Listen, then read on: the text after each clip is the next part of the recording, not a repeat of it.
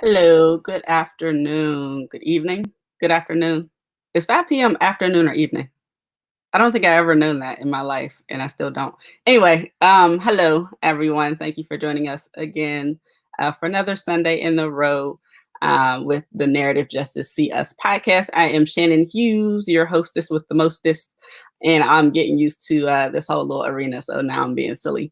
I'm excited about today's show. I'm feeling a lot of feeling. I'm excited because it's about someone who I honor, I respect, that I uplift, that I love to death, to life and everything in between. But it's a lot. It's a lot. But we'll get to that in a second. As a reminder, the See Us podcast, I created this podcast in recognition that there are many of us who are erased, who are silenced, and victimized by systems of oppression. And so it's very important that our narratives are told, so that we're able to reclaim our power. Power is our narrative. Like there's absolute power in narrative, and folks recognize that. So it's important that we're able to hold our truths, and to no longer allow for our truths to be told by someone else. This podcast got started, actually, the Narrative Justice got started in honor of Leroy Powell. Leroy was 15 years old in 2014 when he was murdered. He was a witness to an attempted murder turned infanticide, and he did the right thing, right? Like, so he did what we're told to do, right? Like, he spoke up about it. And what our local news did to this 15-year-old, they played his witness statement on the 11 o'clock news because they could somehow. Now, he was a minor, but somehow they were able to do that. And if you were someone who happened to catch the news that night, like I did, you saw a 15-year-old boy sitting next to his mother, completely, like, visible. They didn't block him out. They didn't change his voice. They didn't do anything, not to him or his mother. And so they received death threats immediately. Now, after that, following iterations, they did start to block him out, but it was already too late. So several days later, Leroy was gone. And that's absolutely the responsibility of our local news. That's what happens when we're not holding our local media accountable, local, national, and everybody in between, right? Like, media is power, narrative is power, so we should be holding them accountable all of the time. So we uplift and we honor Leroy always. So shout out to his family, in his spirit, and hopefully he is watching over and guiding us. So all that to say, today we are going to be talking about my girl, Nicky Jo Dawson. So we're going to have, today we were intending to have Miss Michelle Kinney, but it didn't work out for her today. So sending love and light to Miss Michelle. Love you, love your family. If there's anything that we can do to show up, I know she got a lot going on. If you know her, you know she's always been a fighter and is a fighter. And so she's been doing her thing on her own. So sending love to Miss Michelle. So instead, today we're going to have Miss Denise Graham Shealey, or Shealey-Graham. I'm sorry. I always mix your last names up. But I love you. We're going to have Miss Denise on, and she is going to speak on our girl, Nicky Jo. Now, if you're in Pittsburgh, if you're in consciousness, you know who Nicky is. Nicky is the 7-foot tall, loud, social justice warrior woman, who's been standing up for us all, especially Black women. She has sacrificed so much of her own time, her own space, to make sure that we are good and we are okay. What's true when you're talking about people who we look at as being leaders, no one really knows how to show up and show love for leaders, right? We just expect them to be regenerating, right? Like self-healing and self-whatever. We also expect them to be superhuman. Nicky Jo is a person. That is a human being. She is a woman who deserves our love and deserves to be seen as a whole person. So today we just wanted to take some time out and talk about, like, her genesis, like how, like, not her complete story, of course, not her complete story. We could never tell that. She would have to tell that. But just, a little bit that we know about Nick in the time that we've known her. And as she is preparing for, as you all know, this impending trial that is coming up. So with that, I do want to say a couple more things. So if y'all can bear with me a little bit. For one thing, it only takes about 25% of the community for change to occur. So, like, this idea that it takes, like, everybody and, like, the task is mountainous. It only takes like a quarter of the actual community to create change. So just keep that in mind when we're trying to do anything. Your story is absolutely powerful. That's how we create. That's how we destroy. It's all of the things. I do want to make note that on my other hats, I run the Wellness Collective right now. The rent relief for Allegheny County is happening. We are operating a drop-in center in McKeesport, 337 Fifth Avenue in McKeesport from Monday through Friday. Every day we're open 10 to 6. On Thursday, it's 12 to 8. So if you do need help with your rent, utilities, anything like that, it's a lot more accessible than the previous program was. So just keep that in mind. Come check us out whenever. We're usually there just kind of kicking it. It's a good vibe, good environment. You can also check out our pantry. We have a food pantry and essentials pantry at the same center. We are accepting donations. So if you have food, clean, like new, gently worn, or brand new clothing, if you have cleaning supplies, hygiene products, anything that you want to donate to the people, feel free to do so. Like I said, we're there Monday through Friday, 10 to 6. On Thursdays, it's 12 to 8. And a quick shout out to Team PSBG. They are running the McKeesport co-ed shelter a few streets over from us. They are in need of Black hair and body care products. They are at 523 St. Clair Street in McKeesport. Aubrey Plesh would be your contact. That's Team PSBG. Again, their address is 523 St. Clair Street in McKeesport, PA. They're looking for Black hair and body care products for their Black residents there. So please look out if you can. So I think that's all of the rambling that I have for right now. So I'm going to let that be that. And I am going to introduce my love, Miss Denise. What's up, Shannon? What's up? Not much. How are you? I'm well. I'm well. Word up. So thank you so much for agreeing to do this. This was, like I said, like it's a super important episode for me because like as we both love and respect Nicky and want to make sure that her story is being told and it's not being manipulated, augmented by anybody, and she's someone that loves and respects you. She specifically identified you and one other person, that's Miss Michelle, as the only people that she felt comfortable trusting with her narrative. So like that's a pretty big deal. Sure is. I better not mess up. We will find out, huh? Oh, here we go. All right. So I'm just going to ask a few questions. So first thing I want to ask is how did you meet Nick? So I met Nicky down at Pizza Milano. The first day that they did the when we went down there and shut it down, after Jade Martin was beaten like a dog, like a savage, like an unhuman. They went down there and I came down that Saturday afternoon, and that's where I first met her. And then I went back because we continuously stayed down there. So from there, we became friends. No, that's what's up. And that was Yeah. time, child. You know what? I have to be honest about something. When, I've been out here fighting for Black folks for a long time. And I had reached a point in my life where I was just tired. Nothing seemed to be getting done. And at the time I was on the school board and I'm fighting and nobody's showing up for their children, and I always labeled myself the voice of the unheard, the voiceless. And I was just tired. I was getting tired. And when I met her fight, it was contagious. It was contagious. So I don't know, people believe in those spirit connections or whatever. It was like, you have a car and you need to get a jump. She was the cable and the jump that I needed. That's real. And if you know Nick, you know what she's talking about. Fire, like she got a fire in her belly, like, and it's all out of love, like it's all out of spirit, it's all from the ancestors, like, so definitely, like I feel what you're saying. Absolutely. So y'all met during you fighting for justice for Jade Martin after she was like viciously beat by the owner of Pizza Milano on Fifth Avenue in Uptown. What do you remember about that experience? So I remember waking up that Saturday morning, and James Reed, who is a friend on Facebook, he's actually married to my little sis. I call her my little sis. he was saying, you know, there's no way that my daughter, that guy would still be living, da da da da, if he had done that to my daughter. And I'm like, what's going on? And I keep seeing people on Facebook. So finally, I'm zeroing in on different things. And I find out that this guy beat this woman.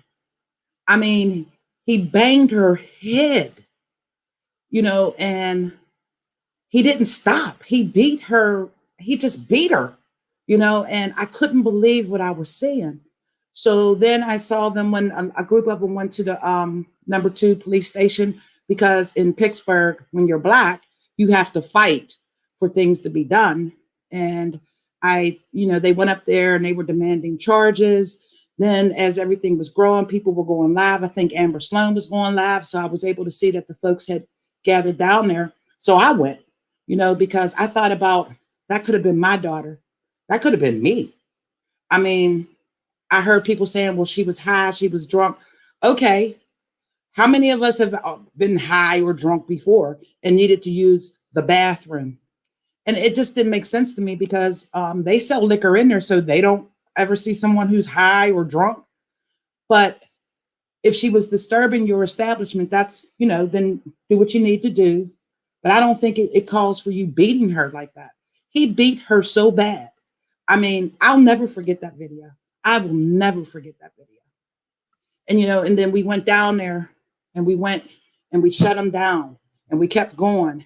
And then there was one thing after another. And then the case comes up, right? And they let that man off. Like, he didn't spend one damn day in jail for beating that woman. He beat her. And I've seen people go to jail for less. For less. And you know what the sad part, Shannon, was? The DA made the charges so that he would get off. And I remember that day whenever his verdict came out or whatever, and it was not guilty on anything.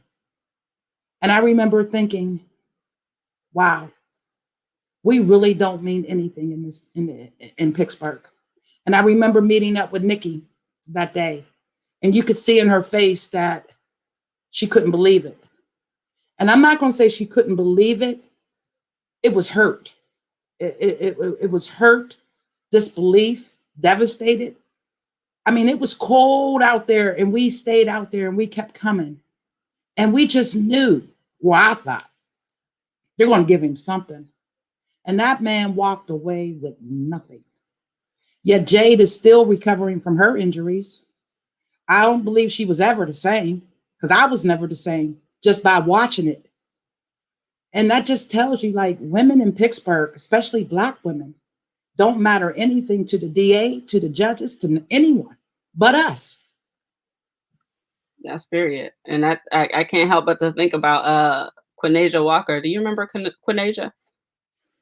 We did a video on her, didn't we? Yep.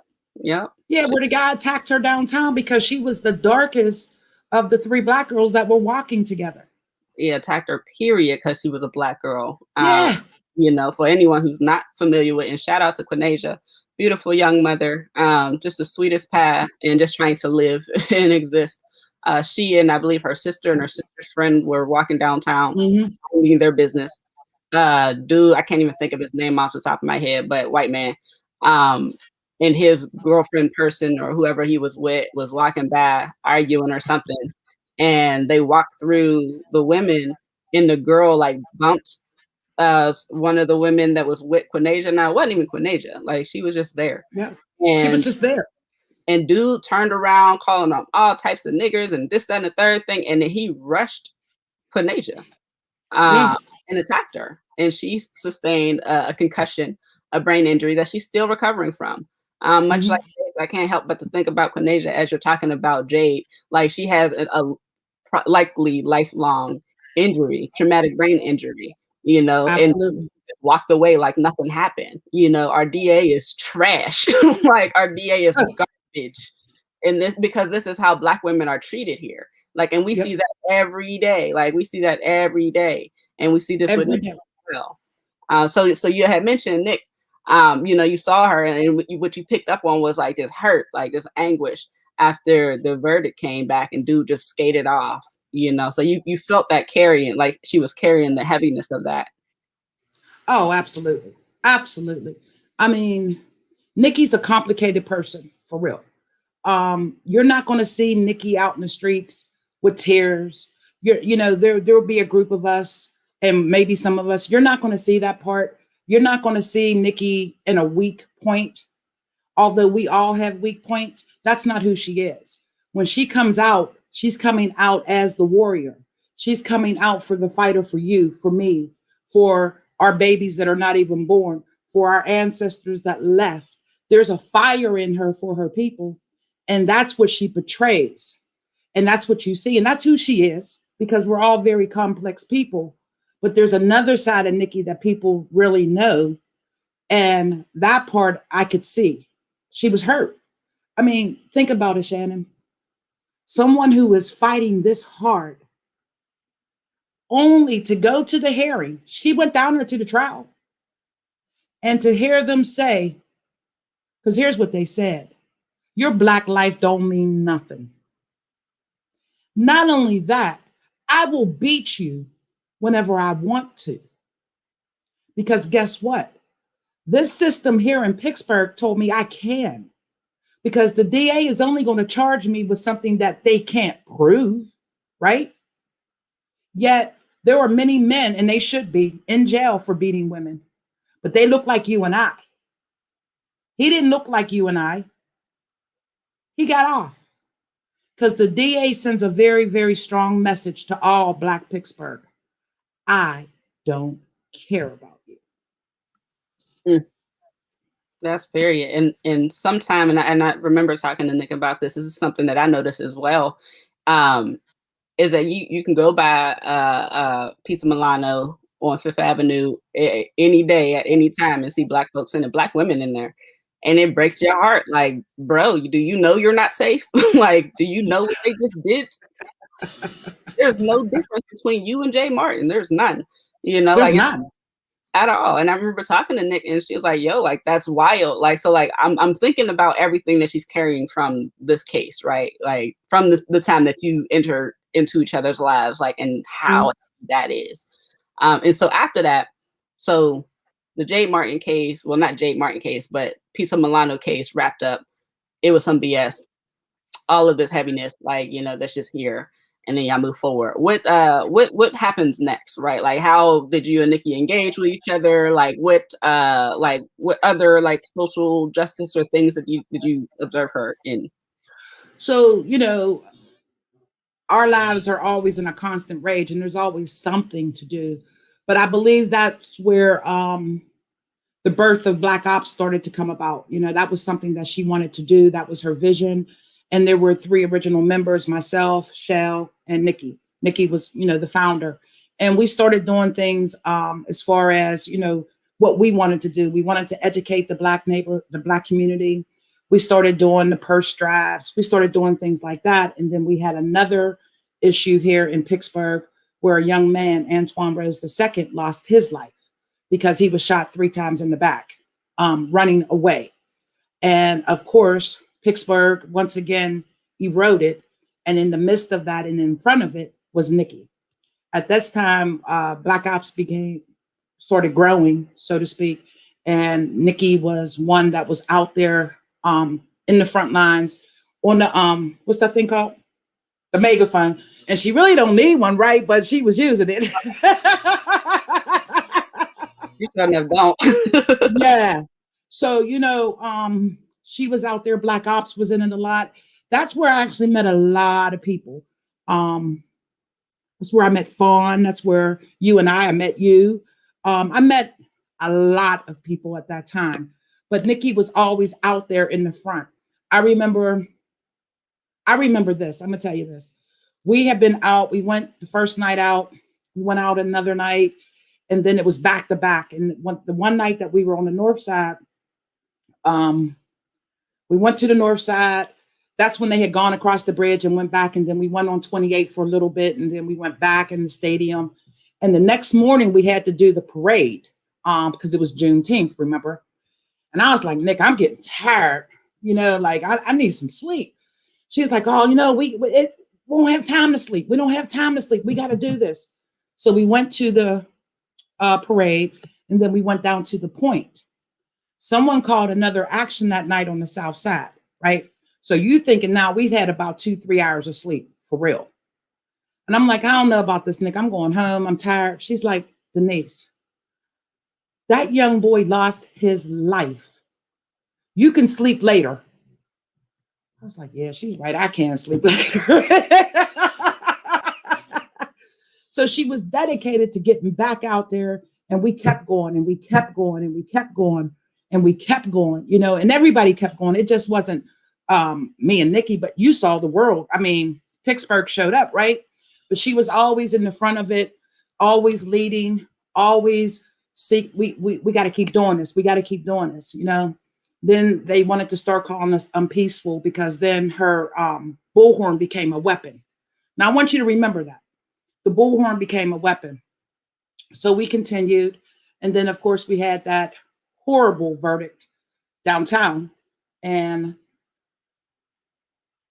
I remember standing there because we were there and grown men were crying. I had tears. And Nicky looked over and said, we ain't crying tonight. We're finally going to we're going to get justice. And everybody just kind of looked like, we didn't get justice, Nick. She said, no, we're going to get justice. And of course, you saw the next week or so, a bunch of,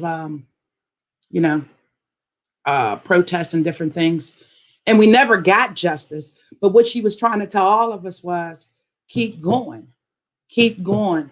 We got to fight for our justice. We got to keep going. We got to do this. And nobody took any mental breaks. I mean, we just, boom, we kept going. Now, I know that when you're in this type of work, you have to take time out. You have to say, you know what? Let me sit back. Let me get myself together. Let me take some self-time. But she didn't do that. She kept going. Even when nobody else was showing up, she was showing up. Even when everybody's inboxes were not getting blown up anymore, her inbox was getting blown up. Because one thing's for sure, two things for certain. Nicky has her own style. Nicky, you like her, you love her, you hate her, whatever it is, that's her style. But when stuff happens, they call Nicky. You know, and I remember even with me, I had a heart, she was so, and I'm not going to say, I used to say, Nick, tone it down a little bit. I mean, like, tone it down. She's like, no, that's who I am. And I had to learn to accept that because that's who she is. You know, I do the media. And for real, just for Nicky, I'm doing this because, you know, I'm not the TV person. I'm the one behind the cameras. But she has her own style. She has her own thinking of things. She has her own way of doing things. But people call her. So you can't have it both ways. You can't sit there and say, oh, I hate the way she does this, and I hate the way she does that, and oh, she's so raw, and oh, she's going to set us back, and oh. But let me call Nicky. But then as soon as you need help, you're calling her. You can't do that. And that's what I learned. You have to accept people for who they are. Because I think I said this on another time when we were doing a show for Lorenzo. If I'm ever in trouble, I'm calling her. I'm calling you. Like, I'm calling the people that I know get the job done, just like a lot of you watching this do. So that's the whole purpose of why we're here today, you know, and I'll go into another story, and I don't know if I'm going a little fast, but then you had the two sisters over in Northside where they were beat up. You know, hey, Black girls, it ain't no deal. Just beat their asses. What? So we shut that shit down. But what happened, Shannon? What did the court yet again tell us? We don't matter. We don't matter. We don't matter. Now, you take that. I'm in it, right? But Nicky's 10 times in it because she's writing poems about it. She's reading it. At least I'm going to work and trying to mask it. But she's not doing that because that's who she is, right? Take all of that. Take all of that. Who would you be? I want to pause right there really quickly because I mean, he said a lot, and also I want to focus on. I want to highlight the Justice for Antoine Rose II movement. That was a really pivotal moment for Greater Pittsburgh. Like that was totally like shift that happened here. Um, yeah, there was definitely a shift, and that's when I personally encountered Nikki. I think I've seen her for the Justice for Jade, but I wasn't a part of that. Like I came down there, I would send pizza down to make sure people who were staying down there, I would drop off food, but I was not there. Yeah. You know, like, and I want to say that because I want to speak to like just that balance. Like, and when someone is called to do a thing, right? Like you can't tell me not to do what I'm called to do the way I need to do it. And what I recognize is that Nikki is called in this way. Like warrior is her spirit. That's who she is. Like as you've been saying, as she's been saying. So like her like that just voraciousness, like her ability to continue to show up and show up and show up. Like I'm sure there were times that she felt like she didn't want to, and her body was like, "Sis, we going." Like you know, like I absolutely believe that she didn't have a choice. She didn't have a choice. Much like I don't have a choice for any of the things that I get into. It's not me. Like that is my spirit that's calling me to it. And so, like you know, like as you were talking about, first of all, like the Antoine Rose movement was different. That was different. It was hard. It was chaotic, like it was painful, it was powerful, it was so much, it was so much all at once. And Nikki was right there in the middle of it, like, and that's where she belonged, right? Like she belongs because that's her spirit calling to it. You know what I mean? Like, and so like that was super, super heavy, devastating. It was all sorts of things, right? Like that's where I got traumatized in social justice, and I like, I'll see y'all later because it's gonna recoup.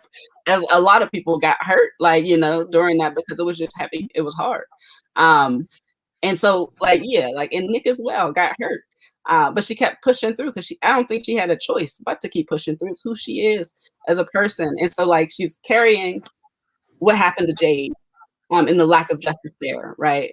And then Antoine is murdered by Michael Rossfeld, and now she's carrying this as well, like on top of all of the anguish and the people, right? Because now all of a sudden you go from being a part of the movement to being a leader of the movement, which is why like I kind of battle with the term leader. I think it's harmful more than it does any good, but I don't have any language against it or to you know to replace it with. But when we see as leaders, especially when it's like social justice, whatever, especially when you're someone like Nikki, you stop to see them as people.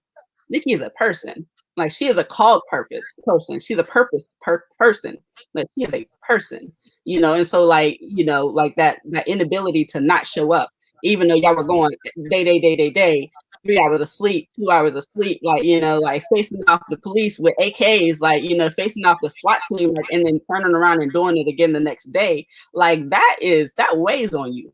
Like that weighs on a person. Even when you're a person with purpose. I don't know why I can say that. Even when you're a person with purpose, like it still weighs on you. So she went from Jade to Antoine, and then the Reagan sisters on the north side. Now I'm from the north side. That gas station I frequented a lot when I was growing up. It's right down the street from the high school I went to. I went to Oliver. Like so, like that was super, super heavy. And she was at the front of that as well, right? She was yeah, she was out there a lot with that as well. But let me, you know what, you brought up something that I think I hit a little bit on it, but when you're talking about going constantly and constantly and constantly, and then you're saying, you know, I gotta go. She didn't have a choice. I mean, literally, people were saying, well, she could have said no, but could she? At the time, people were looking for someone. People wanted her to be out there with them. You know, people wanted, well, where's Nikki? There were times when I would get there first. Well, where's Nikki? Where's Nikki? Where's Nikki? You know, and let's not forget about the turmoil we were having within our own community. Okay, we're fighting one fight, but then we're fighting an internal fight with the folks that we out here fighting for real, you know. And a lot of things transpired. A lot of things went down. Some things I probably didn't do right, but there was no handbook on how to do it. There was no handbook on how we should process our feelings. There was no handbook on who should be mad and who shouldn't be mad and who said this and who said that. We were angry. We were seeking justice, and we were looking for someone to take us to the next level. Now, some people will sit back and say, well, I was doing it on my own. No, you weren't. No, you weren't, because I was there. No, you weren't. No, cut it. Every protest that we were out there were faces that were out there with us. There was the Kristen, there was the Nia, there was the Ambers that were the vocal people, but we were all out there. And we had to handle stuff within, Now, think about talking your folks down, because we had folks who wanted to fight the police. We had people who wanted to fight amongst themselves. So we's trying to keep that together, right? And just imagine police lights going all over you, them pointing their guns at us, and we were toe to toe. There was nothing separating us from those police. We didn't have body armor on. We didn't have anything. Oh, and let's not forget a very good friend of hers, a family friend, and I forget his name and I shouldn't, but he was beat up in a bar over in Passawickley, out that way, by a white supremacist group. So she took that up. So, I mean, you got things coming left, right, every which kind of way. That's wild. And yeah, like, that was such a chaotic, and to your point, nobody have no weapons. We ain't had no armor. We had nothing. Like, we're just out there, and the police are suited as like military armor. They got AK-47s. They're running over the first press for Antoine. They ran through a bunch of Jonathan. That's my homeboy. Like, hit by the police. Like, luckily he didn't end up under the car. But like, that's what they were. Like, they were laughing in our faces. Like, there was just violent, just super violent. And to your point, like, no, you don't really have you are the leader. When people look at you as a leader, you don't really have a choice either or not. It's either you're there or you've turned, right? Like, so like that practically, like, I have to constantly up. Like, it's definitely that plays a role. And also feeling like, I remember in this last year, has severely, when I started coming back around, because I recognized and how traumatizing all of that was. Right? Like, so my role a lot this year has been like sending people home, folks who that they have, like, I have to show up because, like, if I don't show up, something can happen and such. But bro, like, your eyes are not open. Like, you slept for 2 hours. Like, you have not processed. Take your ass home. Like, you ain't gonna do nobody no good. No good.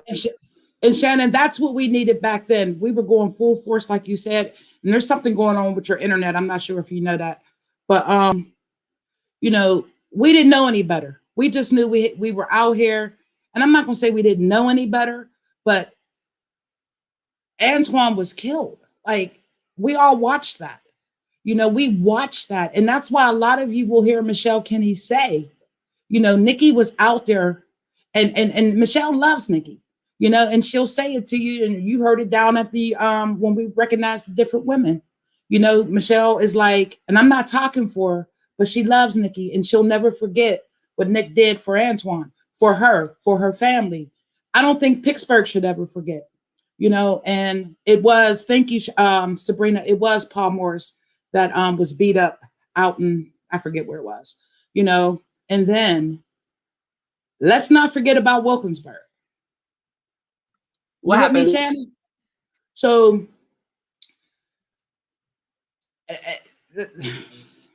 I may have to take a little break on this one, but so we were at, I want to say we were over on the north side. Nicky and I, that was around that time. We left the north side, and one of the guys, well, I'm not gonna mention names because I don't know what they were doing.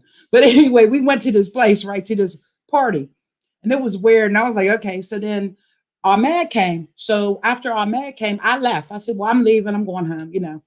Ahmed calls me like at 11:30, quarter after 11, like, Denise, Nicky just got arrested. I'm like, arrested where? And they were in Wilkinsburg. So long story short, I go down there. And sure enough, they have her in the car in the back seat. And I'm like, well, let her go. Like, what's wrong? Just let her come with me, you know. And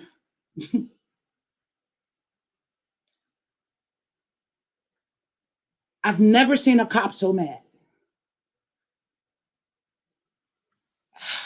Take your time.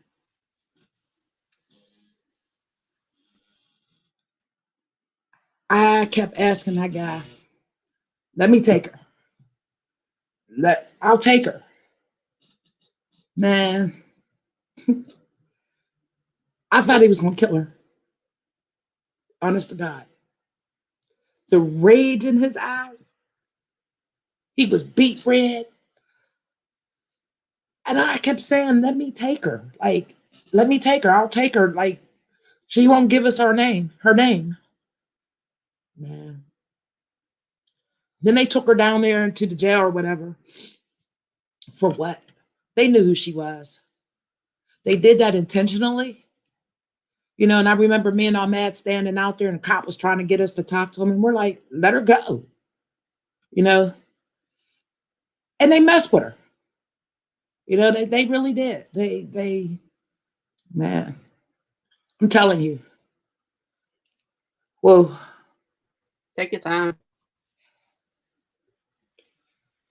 You know, you see stuff on TV and you're like, yeah, wow.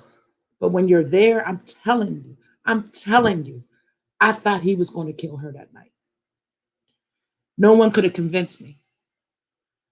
And the only person who convinced us to leave was her dad that night. But the rage and the anger of Pittsburgh police, DA, Wilkinsburg cops, period. Nah. That was the one time. And you know what, Shannon? We have been in the streets. We have been faced with the guns. We saw the cops with their hands on the triggers of the AK-47s. But that night in Wilkinsburg, that night, I thought they were going to kill her. Honest to God. And she wasn't afraid. Like, I mean, I don't know. She didn't show that. But my friend was never the same again. And I don't know all what they did, but she was never the same. And Wilkinsburg police did that. That's wow. And my same person. Another thing, Nick downtown. I remember seeing on Facebook. She was downtown and a young was being arrested, and her two boys were just there, and so she witnessed that. So she made herself over there, and made sure that there was someone to pick those kids up, and that they didn't see their mother being manhandled by the police, by Pittsburgh police. She protected those kids. She didn't know them from didn't know them from she saw, which she knows what happens when the police come near Black women. Like, and she saw two babies. And Shannon, I think that was after the Wilkinsburg incident. And you got all of this. And none of us knew how to really process or let go or self-care. Because by that time, everything was mentally put in us. There was a verdict of not guilty with Antoine. The sisters on the north side didn't get justice. Jade never got justice. For the first time in my life, I realized that the system wasn't broken. It was working just the way it was supposed to. And then you see your friend get arrested by an angry, nasty cop, and you think he's going to kill your friend? That's crazy. And there is nothing you can do. And then she gets out of there, runs into the thing downtown, right? How do you process all of this? And anything that Nicky is being accused of doing is not anything that some of us should never have done either, or haven't thought about doing it. Because when is too much enough? How long are we supposed to just say, okay, they kill us, they come at us? We thought we had justice for George Floyd. What they do, they go and kill two more, maybe three now. So when do we ever get a break? When Period. do we ever say, hey, okay, but then they tell us to be peaceful? How can you be peaceful when you have nothing but rage? Because you're tired. You're tired of the stupid system beating our women up. You're tired of the system saying we don't matter. And then we sit back and say, oh, I wouldn't have done what Nicky did. Let You me don't know what Nicky did. period. You don't know what Nicky did. Period. Nobody knows what Nicky did. We weren't there. But one thing we all need to do is come and stand with her. Come down and say, hey, Nicky, we got your back. And whether you think what she did was right or wrong, or if she did or if she didn't, it's nothing compared to what's happening to us. Come and stand with her. She fights for us, fight for her. Period. And I'm thinking about this past summer, right? All the protests, the pandemic, all types of stuff happening all at once. So the people were just spilling into the street because like and all the while it's all types of stuff that's going on. So all types of injustices. And I'm thinking about that little white kid that burned a police car to the ground. And burned it to the ground, dog. And to the ground. like the slap in the face is that I don't think he got anything if probation. Like there wasn't even and at first they were trying to blame it on us. Like luckily someone caught a video. Luckily someone caught a video because it was black people and Black Lives Matter. Meanwhile, it's Antifa. Like meanwhile, angry white kid stuff. Dog, come on now. Like I mean, the city, the county, the country, the world tells us over and over and over again that we are not valued. We are not loved. There are statistics that prove that Pittsburgh is unsafe for Black women. Like, you don't think this is a part of that? Like, you know what I mean? Like, all of it is I'm a chill, but it's triggering as hell. You know, it's triggering as hell. Like, you know, here's what I'll say, and I don't know how long we're supposed to be on the air or whatever, but here's what I will say. You know, Nicky is a complicated person. Most geniuses are. Nicky's gifted. Period. Nicky's troubled at times. So are you. So am I. You know, yes, she's the one on the bullhorn. Yes, she's the one that does the poetry. Yes, she's the one who will be the first one to come down and fight for anybody. But y'all got to remember one thing. She's human. There's no superwoman. This shit. Listen, there's no superheroes. That shit's a myth. We only got super people that show up and show out. But they're human, people. We're human. Nobody is perfect. Nobody has all the answers. Like her, love her, hate her, whatever. But y'all need to show up. Period. She needs us. She's fought for us. We need to fight for her. You know, and I don't know. I'm thinking I have many feelings about what could happen, what can happen, but this ain't about me. And even though I hate the court, I hate the court. I hate sitting in court. I'm going. You know, I'll be there. And so should a lot of you. Period. I want to couple of things I want to highlight. I want to definitely underscore that Nicky's a person. She just happens to be a person with a purpose. She just happens to be called, right? And she's following her calling. I don't think she has a choice but to follow her calling. And I know what that feels like. I'm thinking about Lorenzo, right? Like Lorenzo is complicated, you know, and he has all of these different types of complexities, how he shows up. And the last time we saw him free, he was on a bridge, you know, saying, I don't want to die, but you all have taken everything from me. And Nicky flew down there to look after him. And of course, you can get on the bridge. Now, I was on the other side of the bridge. She was on the downtown side of Smithfield. I was on the south side of Smithfield. You couldn't get on the bridge, of course not. Like, that makes sense. Mhm. But there were people telling her she needs to rush through the police and do what? What was she gonna do? What would you why would you do that about a person? Like, but that's a very real feeling that people were having, and it needs to be understood. It cannot be stated anymore. Nikki's a person. She is a human being, and y'all are literally asking her to risk her life because you think that she's gonna fly out of here. She's a person. That's a person. Like, and we gotta see our leaders, right? Like, as people. She needs rest. She deserves it. Don't she deserve it? Yeah. She's fought enough. Didn't she fight enough to deserve rest and love and care and concern? Didn't she fight enough? Didn't And she you fight? know, I'm sorry, but you know, when I heard that, because she came on our, yeah, you and I did actually, you know, and when you hear someone say, "Well, Nicky do this, Nicky do that," come on now, you got police all down there.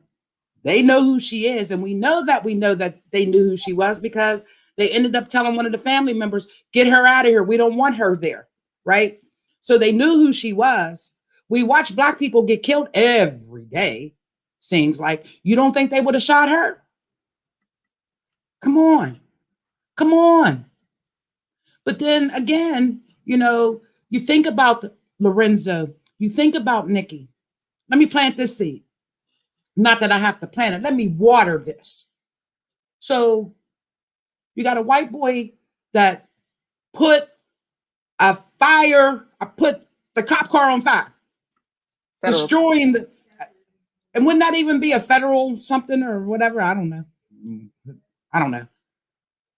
He gets 6 months, I think it was 6 months in a halfway house. You got Lorenzo, who was more of a danger to himself than anyone else. But because he had a voice out there and because people were following him, they want to shut him down. You got Nicky, who is out there all the time and being accused of what she's being accused of. Okay, folks, so y'all ready for this? 34 years, or maybe 36. Maybe, right? And the only thing that I could see that could even stick was that there was a garbage can on fire. How many times did I accidentally put a cigarette in the trash? Can't hear you. Hold on. You muted me.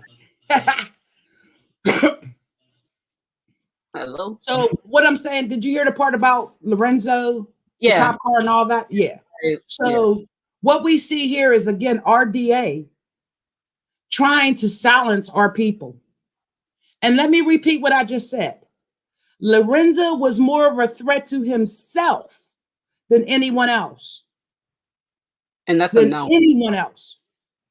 But he brought people together, liking, loving, whatever. And we watched him go out of control. The difference between him and Nicky was able to control it. And I believe Boom. tick tick boom, tick tick boom. And I believe they have Lorenzo in solitary confinement at ACJ. He was having a mental crisis that was brought on by the city police, the city of Pittsburgh police, by stripping everything that he has, that he values, took his people away. And not just like the people in community. I'm not talking about them. I'm talking about his family. Took everything that he had, his freedom. And now he's in Allegheny County Jail in solitary confinement. This is a person with a known mental divergency, neurodivergency. Yep. That's so violent. Like, that is so violent. That is beyond violent. And I want to, we didn't touch on it, but it's absolutely important that we do so, right? Like, so we're talking about all of these things that Nicky has done. And it's only been like 2-3 years. Only been 2 to 3 years, going on 3. She was also present for, for Romare Talley, receiving, fighting for justice for Romare Talley, because Officer Gowans murdered him. And this is an ongoing case for no reason, because there's plenty of evidence that we do know of. But exactly.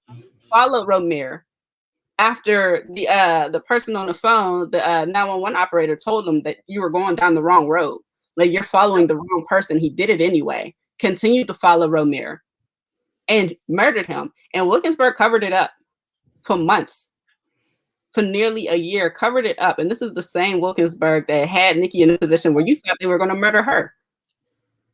Like, how thin of an opportunity where that could have literally been the case. Literally been the case. And she was out there, and the officer that arrested her on the bullhorn, being loud, but being righteous, at the mayor's house, demanding that they tell us who murdered Miss Talley's son, who murdered Tasha's son. And then a gun is waved at them, at all of everybody who was there. Nicky, Miss Renee, Jordan, everybody who was there, and traumatized them. And then they were persecuted, right? Like, and then there's like inciting violence toward the people who were fighting for Romare. Yep. And she's a part of that as well. Like, there's so much that, like, there's this responsibility that we put on Nicky and people like Nicky, right? Like, this idea that you're not supposed to bleed when you're cut. You're not supposed to sleep. You're supposed to perform.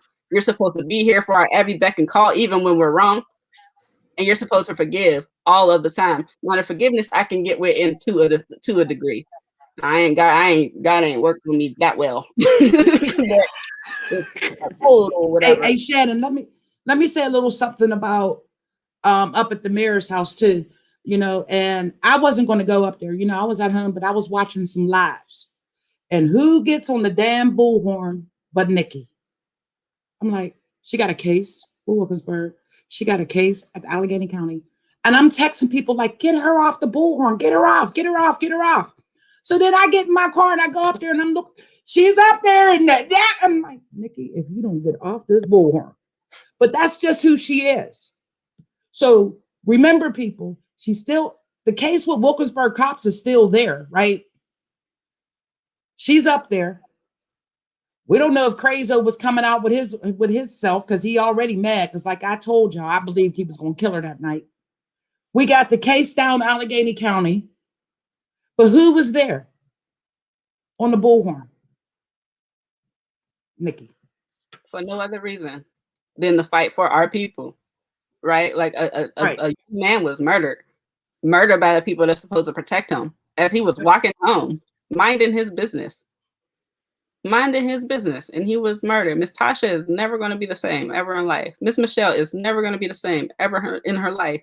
Jay will never be the same. The Reagan sisters will never be the same. No one whose lives that Nicky has touched will ever be the same, but she's been there. Nope. You know, like, she's been there. And if it wasn't for her, quite frankly, a lot of folks we wouldn't even know about. We wouldn't even know their stories. Exactly. So I don't want to hold us up for too long. I do want to, now I was hoping for some cause of action. What I will say is, if you don't know Nicky, if you don't follow Nicky, wherever like her court proceedings start, be there, ask her, and beyond that, right, show up for the action, right? Like, amplify her story, write about her. Like, I know plenty of y'all are journalists, so plenty of y'all got your own blogs and your own podcasts and such and such and such. Feature her, write about her, talk about her story, bring out the facts, like, do the things, because that's our power. Narrative is our power. But also check in on her. Ask her how she's doing. Check in with her mental health and mean it. Don't just do it to check a box off. Care about this person who's cared about you. Bring her food. Make sure she's having care. Make sure she has a space to have care. Make sure that she's loved and supported and resourced. Offer what you can, like, but treat her like a person.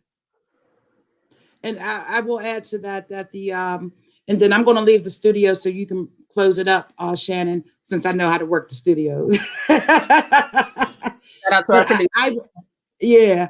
I would end by saying, you know, tomorrow was supposed to be the start of them picking the jury, but I believe it's a little behind now because they had stopped jury trials, so now they're trying to get some of the backload. So I'm not sure now when it's going to start, but believe me, it's going to start soon.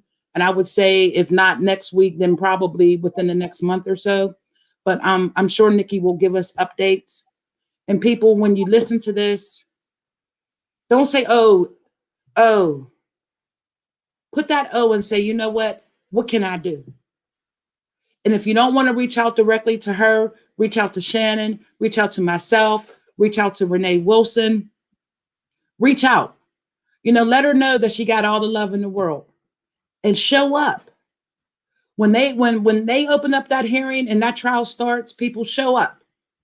Show up. Shannon said 25% of people, 25% of the population or community or whatever can make a change. It's time for us to make a change. This is one voice. They already got Lorenzo down there. Now they're trying to get Nick. This is one voice that we need to keep hearing. And again, like her, love her, hate her, whatever. She's always been there for you. She's always been fighting for you. Let's fight for her and let's keep it together. And you know what? And if you can't get there physically, say a prayer. She's into the ancestors. I'm into the ancestors. I believe Shannon, that's one thing that Shannon talks of as well. I'm telling you, it's going to take the ancestors and us, right? Let the DA know you're not happy. I'm sure there'll be a calling campaign when we talk about actions. But there will be actions, Shannon. And let Shannon know that you're here to help with the actions. But most importantly, don't forget about Nicky. Peace. Thank you, Miss Denise. Shout out to Miss Denise Shealey-Graham for showing up today.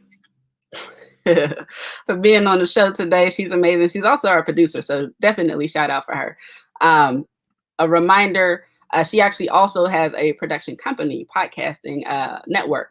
Tomorrow will be their show, Today's News, Changing Our Narrative. It will be tomorrow, Monday at 7 p.m. It'll be every Monday at 7 p.m. Check it out on Facebook, QK Productions. I can read. And YouTube at Black News 325, at Black News 325. So that's Miss Denise Shealey-Graham. This was a story, incomplete story of Nicky Jo Dawson, not even scratching the surface of this person, this wonderful, wonderful person that we all know and love, hate, and everything in between. But she's an amazing person. You cannot deny that at all. Quick reminder, the Wellness Collective, my other hat, we're operating a rent relief drop-in center for anybody who needs help with their rent or utilities due to COVID. Stop by and see us 337 Fifth Avenue, McKeesport. We're open Monday through Friday, 10 to 6. On Thursdays, it's 12 to 8.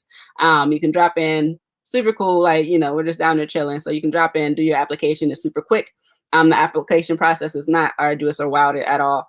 We also have our food and essential pantry, so you can stop in, grab some food, cleaning supplies or whatnot. We're also collecting donations because people do utilize that food pantry. So it's only stocked if you stock it. So if you do have some stuff that you can spare, give to make sure our people are resourced, definitely consider dropping off some donations.